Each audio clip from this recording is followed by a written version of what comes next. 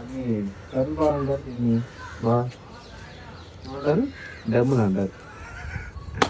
Darlings, ఒకప్పుడు chicken shop పైన ఉండే ఫ్లెక్సీలో కోడిలా ఉండేవాడు. ఇప్పుడు చికెన్ షాప్ లో ఉన్న వచ్చి తీసేసిన కోడిలా తెరైపోయింది నా బాడీ. దీనికి మెయిన్ కారణం ఎవరో తెలుసా? నేనే. మంచి డార్లింగ్స్, టీ షర్ట్ ఇప్పిన తర్వాత నా బాడీ నేను చూసుకుంటుంటే నాకే ఏదోలాగా అనిపించేసింది. ఎందుకంటే డార్లింగ్స్, అందరికి నేను చెప్పి నేనే పాటించడం ఆపేశాను అనమాట. ఎందుకంటే డార్లింగ్స్, అక్కడ డబ్బు చుట్టూ తిరుగుతూ శరీరాన్ని అయితే మర్చిపోయాను. అందుకని డార్లింగ్స్, ఇంట్లో ఉన్న రోజులైనా మళ్ళీ స్టార్ట్ చేద్దాం అనుకున్నాను. ఇప్పుడు మనం వర్కౌట్ చేసే ముందు, అంటే ఈ డంబిల్స్ పట్టుకునే ముందు ఫస్ట్ మనం పుషప్స్ కొట్టాలి.